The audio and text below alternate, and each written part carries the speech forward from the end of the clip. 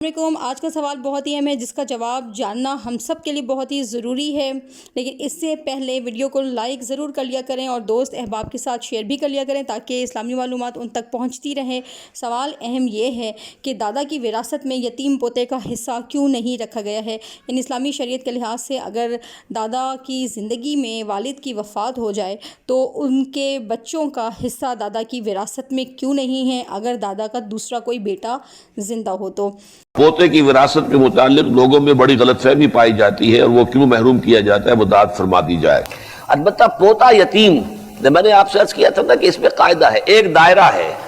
اس دائرے کے اندر اگر کوئی موجود نہیں ہے تو سیکنڈ دائرے میں وراثت جائے گی۔ اگر تو کوئی بیٹا نہیں ہے،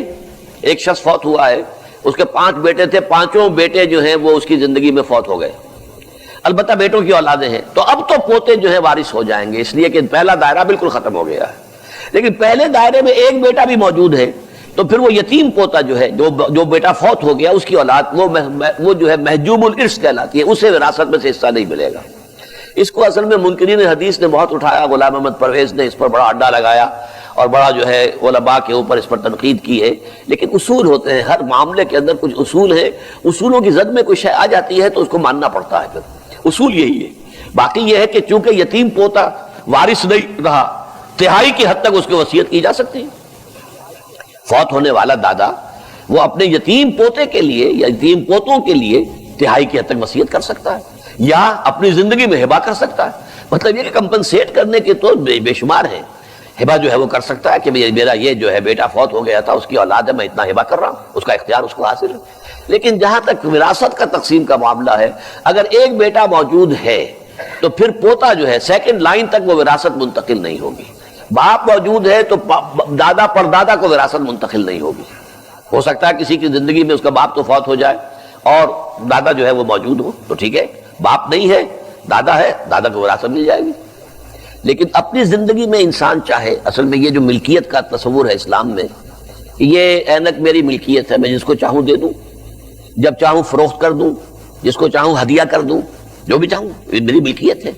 اسی طریقے سے اپنی ملکیت اپنی زندگی میں انسان ہبہ کر سکتا ہے، لیکن اس کا قبضہ بھی دینا ہوگا۔ ہبہ تبھی مکمل ہوتا ہے جب باقبضہ ہو، اور یہ کہ وارث کو بھی ہو سکتا ہے، ایک بیٹے کو سارا کچھ آپ دے سکتے ہیں، قانوناً جائز ہوگا، اور اس کے اوپر دنیاوی عدالت جو ہے کوئی حرف نہیں اٹھا سکتی، کوئی اس کے اوپر جو ہے تنقید نہیں کر سکتی۔ لیکن اگر اس میں ناانصافی کی گئی ہے، اگر ناانصافی کا کوئی خاص سبب ہو، کوئی ایک بیٹا جو ہے وہ آوارہ ہے، بدقماش ہے، اور اندیشہ یہ ہے کہ وہ ساری جائیداد جو ہے بگاڑ دے گا، خراب کر دے گا، فرض کیجئے کوئی کسی کے پاس اس قسم کا کوئی عذر موجود ہے اور وہ 2 ہی بیٹے ہیں، تو وہ ساری جائیداد اگر ہبہ کر دیتا ہے اس بیٹے کو جس کو وہ کہتا ہے وہ صالح ہے، سمجھدار ہے، اب نفع نقصان کا جو ہے اس کو پورا فہم موجود ہے، تو اس کا جواز ہوگا۔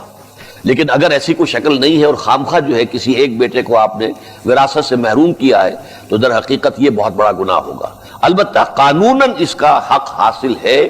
آپ اپنی زندگی میں ہبہ کر سکتے ہیں، اور اس ہبہ کا معاملہ جو ہے وہ کسی ادارے کے نام پہ ہو سکتا ہے، کسی دینی کام کے لیے ہو سکتا ہے، کسی مدرسے کو ہو سکتا ہے، کسی اور درسگاہ کے لیے، کسی ہسپتال کے لیے، کسی فاؤنڈیشن کے لیے یہ ہبہ ہو سکتا ہے، اور اپنے وارثوں کے لیے بھی ہبہ ہو سکتا ہے۔ تو ہبہ اور ہے، وصیت علیحدہ شے ہے،